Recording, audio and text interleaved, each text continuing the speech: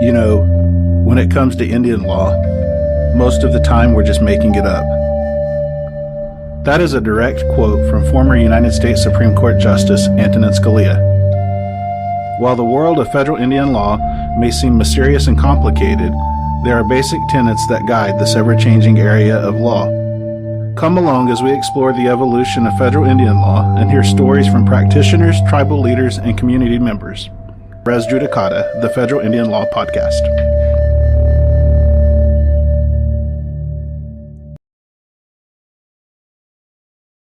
Welcome to the inaugural episode of Rez Judicata. I am your host, Bryan Shade. I'm an enrolled member of the United Ketua Band of Cherokee Indians in Oklahoma, and am a 2016 graduate of the University of Arkansas College of Law. Since joining the legal profession, I've worked on Indian initiatives in-house with tribal governments, as an attorney for the Department of the Interior in the Division of Indian Affairs, and in private practice. Rez Judicata is a bucket list project to demystify the world of federal Indian law. I hope you enjoy it. There's no better way to kick this off than discussing something I am passionate about: Landback. My guest today is my good friend, Robert Odawi Porter.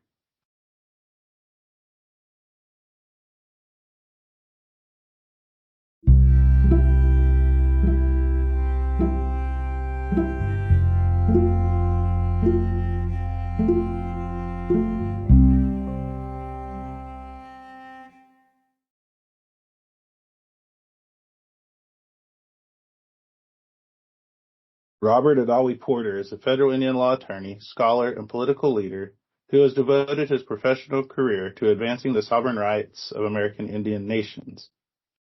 A citizen of the Seneca Nation of Indians, Rob was raised on the nation's Allegheny Territory and earned his education from Syracuse University and Harvard Law School.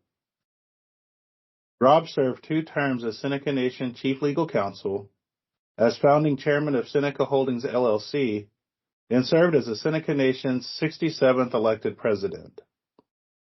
He has also served as a tenured law professor at the University of Kansas, the University of Iowa, and Syracuse University. Additionally, he has written numerous articles on tribal law and governance, and is the author of Sovereignty, Colonialism, and the Indigenous Nations, a reader. Rob is the founder and owner of Odawi Law PLLC, and is managing principal of Capitol Hill Policy Group. More information about both entities can be found in the show notes.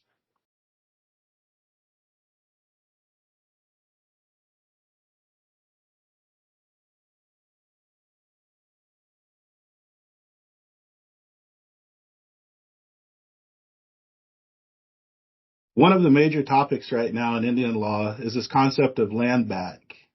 It's the big hashtag. All the bloggers are talking about it. But Rob, what is land back? What is this concept? Well, it's about the concept of how Native people can reacquire, reclaim, recontrol our own homelands. And that can take a number of different forms, but the mission is to restore what was lost and taken from us. And for the benefit of our listeners, what is Indian land? What is tribal territory? What are these concepts?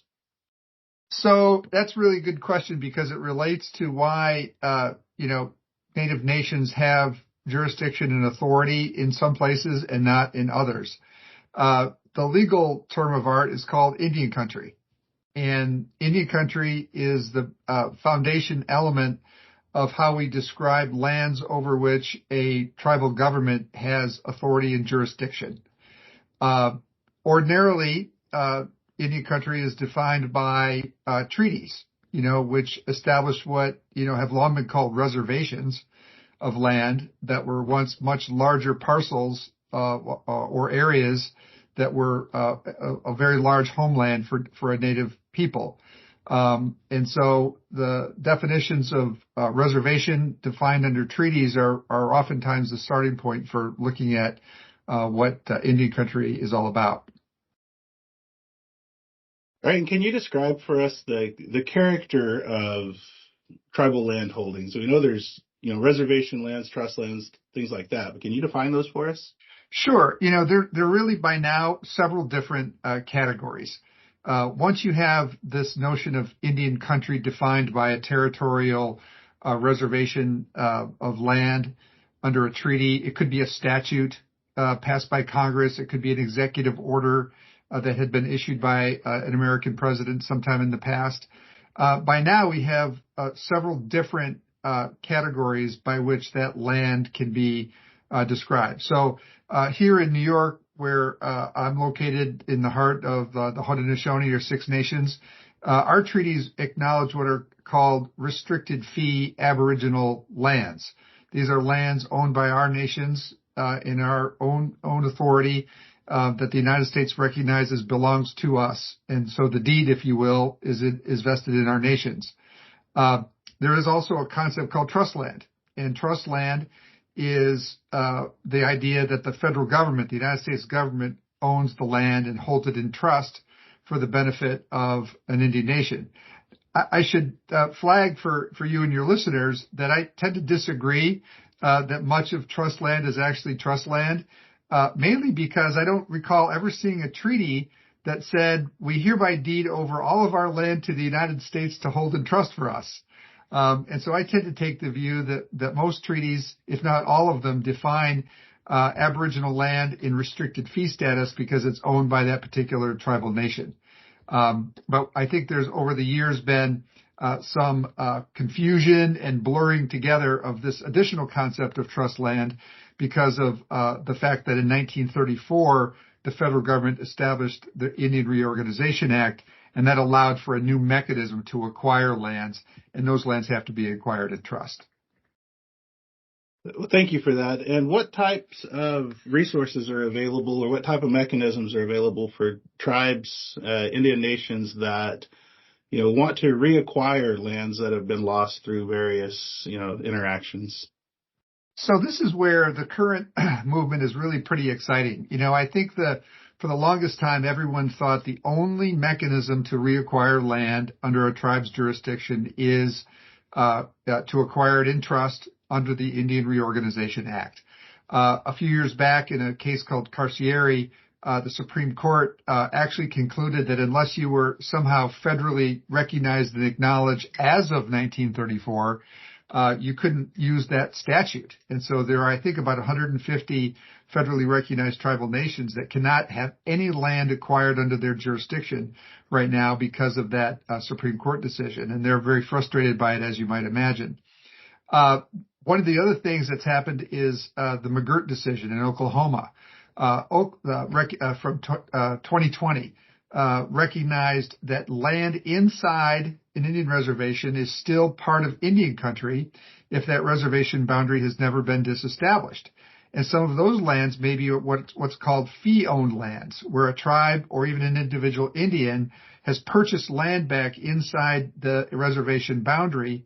That's also Indian country because it's inside the reservation boundary. And interestingly, even non-Indians who own land inside an Indian reservation are actually on Indian country lands by virtue of the way the law has worked. So purchasing land back, having it put into trust is certainly the established mechanism. But I just want to add, what's happening now is something I never thought I'd ever see. State governments are turning over tracts of land to some tribes. The federal government, in terms of federal lands that may be considered traditional Aboriginal lands of tribal nations, are being turned over. And some of these are just gifts, non-natives wanting to, I think, do right by their ancestors are trying to, turn land over to native nations. And I think that's an amazing kind of development. It may not be today that it's under sovereign jurisdiction, but maybe tomorrow it will be. And I think that's where the sort of Landback movement is really focused. And that was going to be my next question is, say that someone turned over land, returned lands to a tribe, and it's within a homeland situation, but the tribe doesn't currently have recognized jurisdiction there. So say they're a removed tribe, or it's within lands that have been otherwise, taken from the tribe and the tribe's reservation or boundaries have been diminished. What's the process for a tribe then to reestablish jurisdiction over that land? So to start with, I think we have to, broaden our thinking a little bit in terms of how important is it for homeland to be restored. And that's really just inside the hearts and minds of the people themselves. But if you were removed, for example, and maybe you're in Oklahoma, I got to imagine it's pretty emotionally powerful to have land back in your homeland. And that land may be, no different than any other land that a non-Indian owns, but it's yours if you were able to acquire it. And I think that has real value in and of itself. But once you have it, it does raise the issue that you certainly have an Aboriginal claim and Aboriginal status to that land, and it could be under the existing law a basis for a trust application to the Department of Interior. There's a complicated procedure associated with how that works. Oftentimes, just to be frank about it, sometimes these decisions are made because of pursuit of gaming opportunities, and that naturally invites an added level of scrutiny about whether it's going to be used for a commercial, gaming or governmental gaming purpose. But if it's not, it's still fundamentally the right of every tribal nation to have a land base. And I think it's something that, is really going to be part of the sort of mission of what do you want the land for? Are you going to want to live there? Et cetera. But that's really, I think, the sort of pathway that exists right now.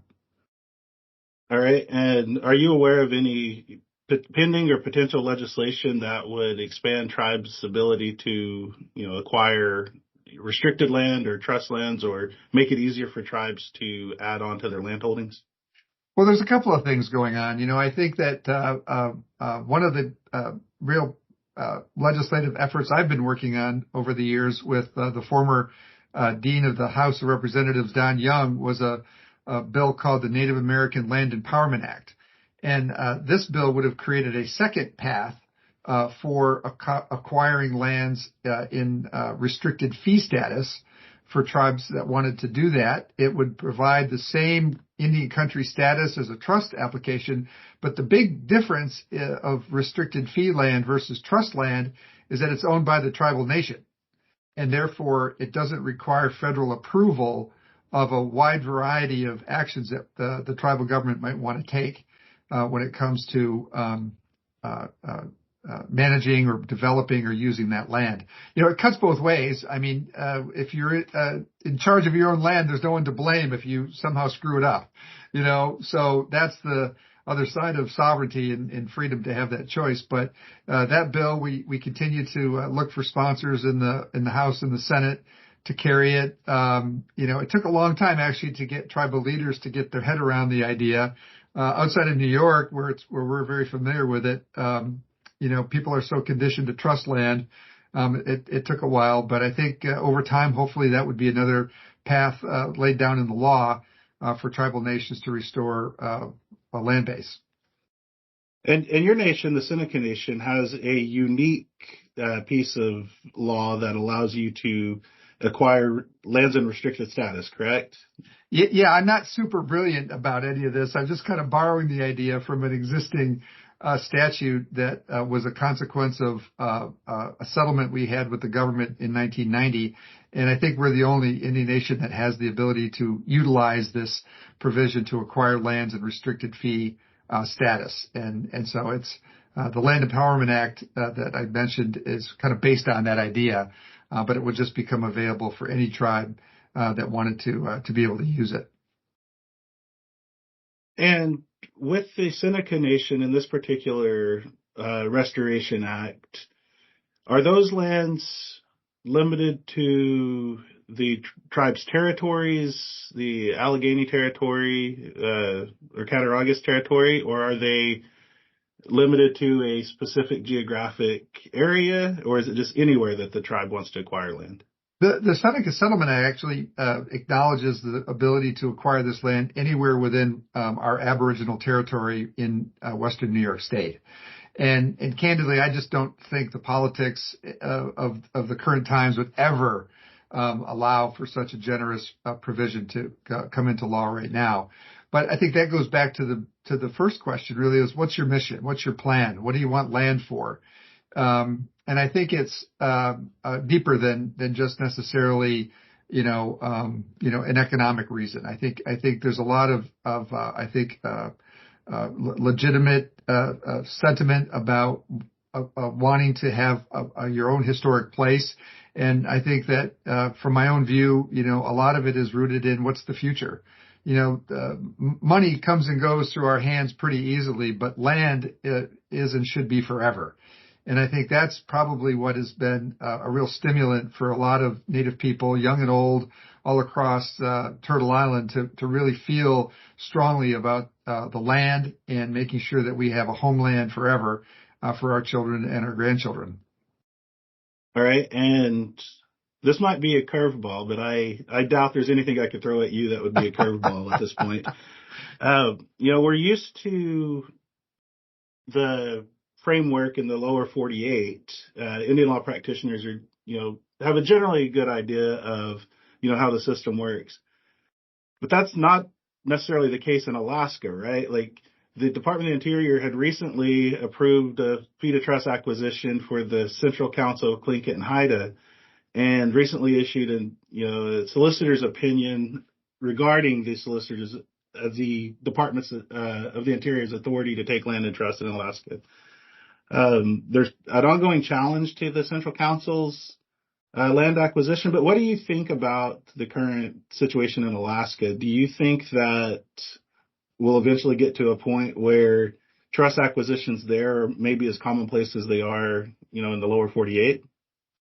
Well, I certainly hope so. I think that the Native people inherently have a fundamental right. In fact, it's a right acknowledged under the Declaration on the Rights of Indigenous Peoples. That right includes the right to a homeland.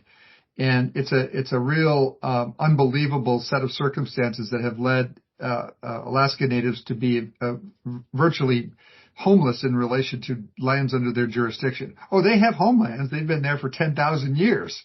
But the Alaska Native Claims Settlement Act really is probably the last major act of naked colonialism, in which the lands, the resources, were virtually stripped from ownership from the Aboriginal owners of that resource. And I think that what's happening now in terms of the tribal nations, I work with some folks up in Alaska, is to make sure they can engage in the most fundamental, basic governing responsibilities like public safety, to be able to protect their own people from threats to their safety and well-being.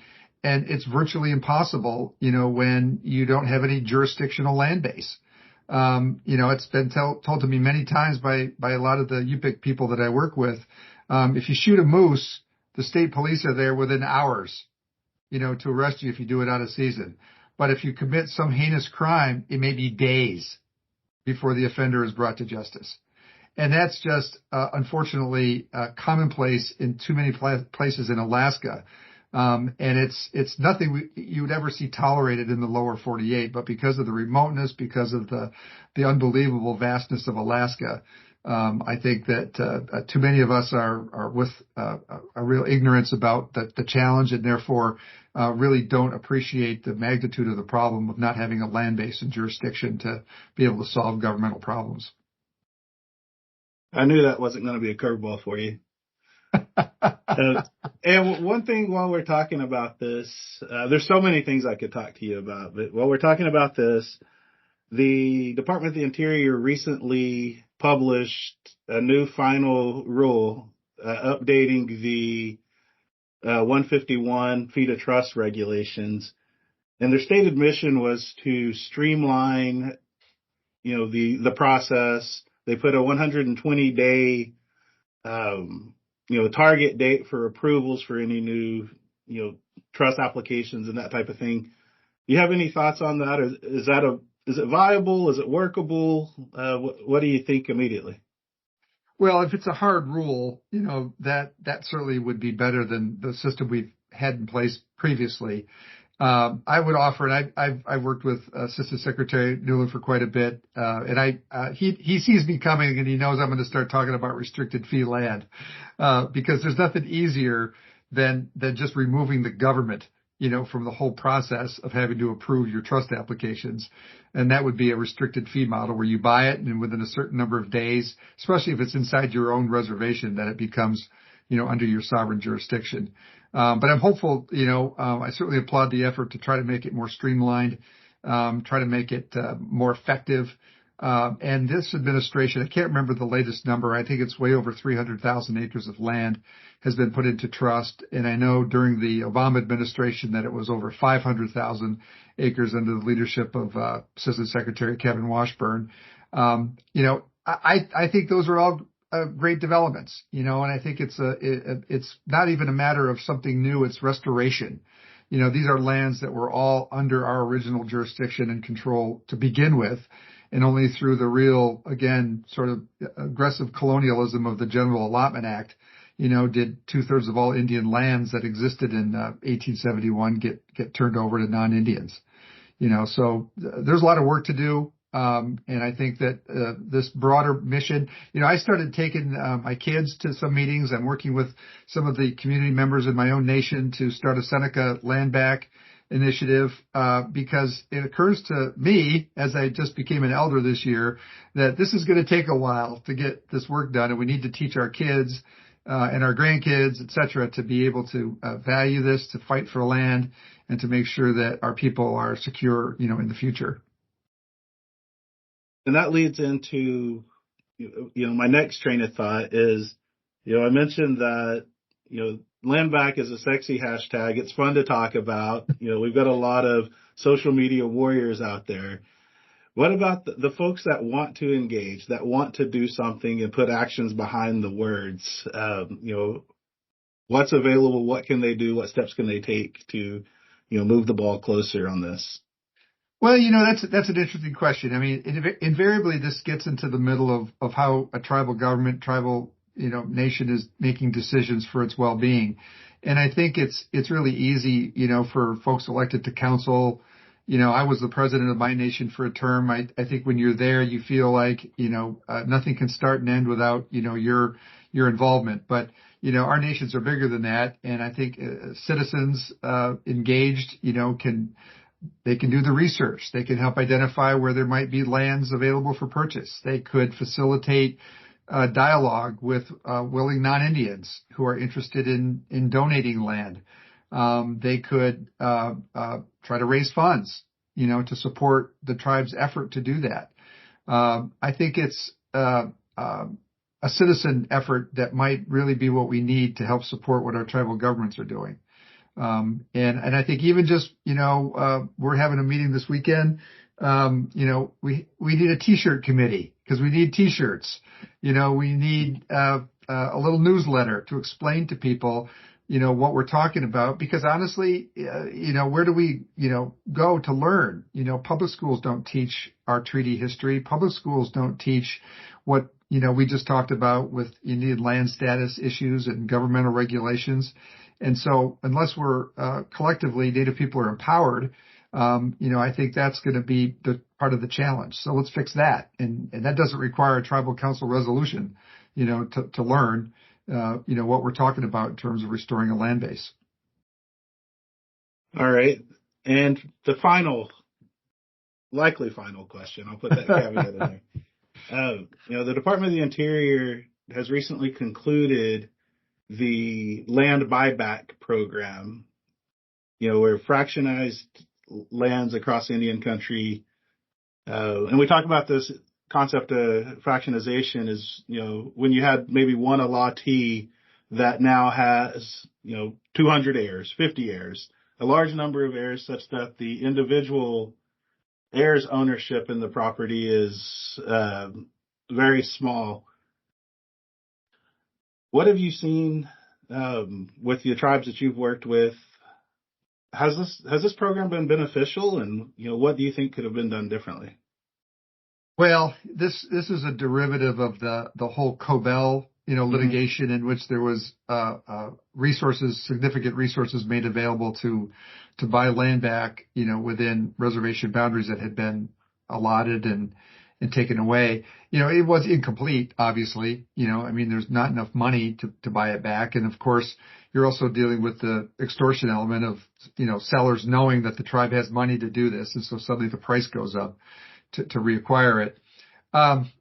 I, you know, I acknowledge that the program's over, but, are there other ways? And part of the challenge that you mentioned is this, fractionated, airship, issue. I mean, boy, the government if this were a master plan to make it hard to be an Indian and hard to have Indian land, I'd have to give credit to the brilliant evil genius who came up with it. But I don't think it was actually that deliberate. It's just the consequence of decades of really sort of Frankenstein, policy towards Indian country that has resulted in this unbelievable mess of jurisdiction, of land title, of getting, tribal land title restored.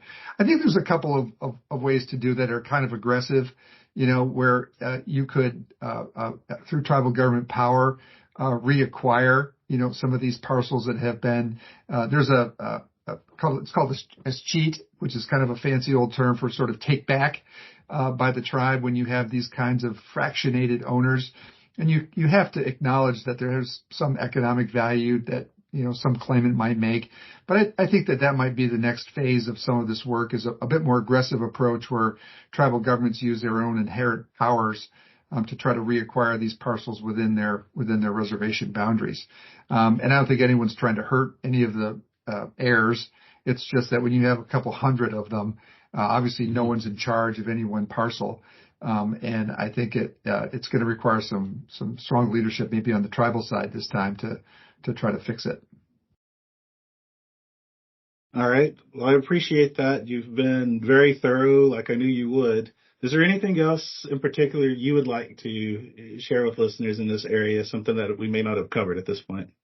Well, I think, Bryan, thanks for the opportunity to have this conversation and to really talk about what I think is a really important issue. There's a lot of things in Indian country that we all kind of battle over amongst each other.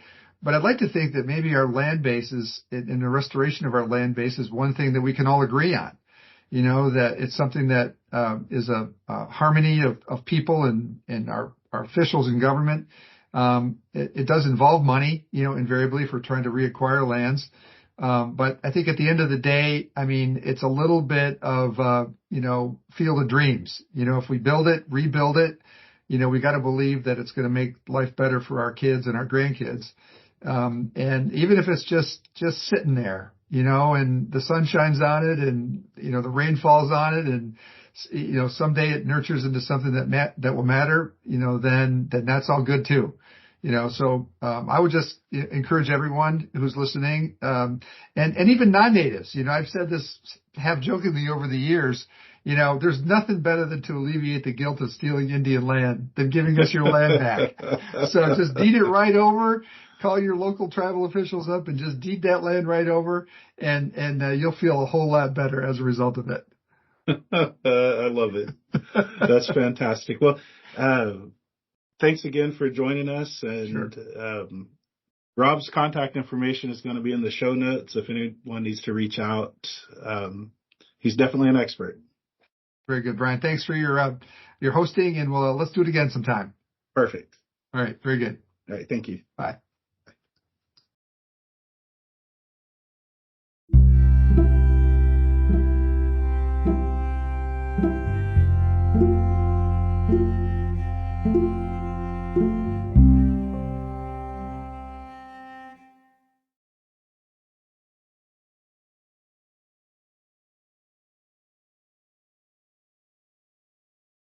As Indian people, we like to laugh. Humor has been medicine. It's been survival. So I wanted to share a story with you. And we just had the Valentine's holiday when I'm recording this. And it reminded me of a time when I was in first grade. The teacher told us to bring cereal boxes so we could make Valentine boxes. The only boxes we had at our house were commodity rice cereal boxes. In my legal career, I now know that program as FDIPR.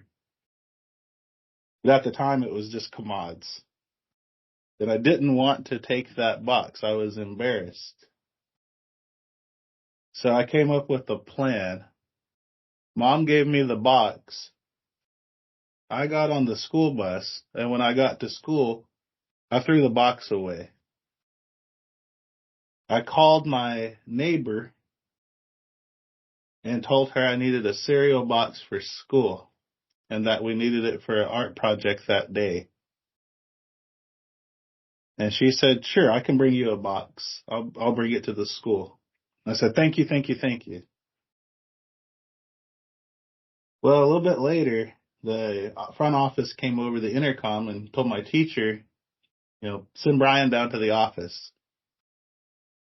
So I got down there and I just knew I was going to go pick up this box. And so I was walking with my chest puffed up, walking down the hallway. I got down to the office and there she stood with another commodity rice cereal box. I had no choice but to take it back to the classroom because the teacher already knew why I was going down there. I had left class to call, and they showed up.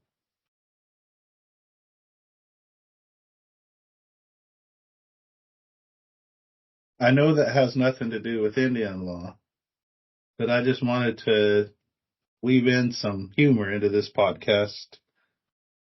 Hope you enjoyed it.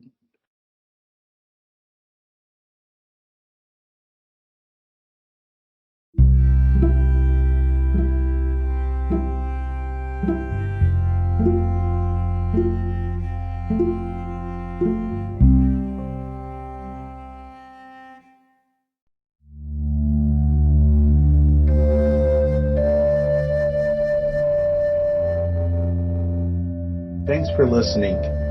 Be sure to tune in to the next episode where we will discuss the Indian Child Welfare Act and hear from Angel Smith. We'll also discuss why challenges to the Indian Child Welfare Act pose risks to other areas of Indian law and tribal sovereignty. We'll meet you there.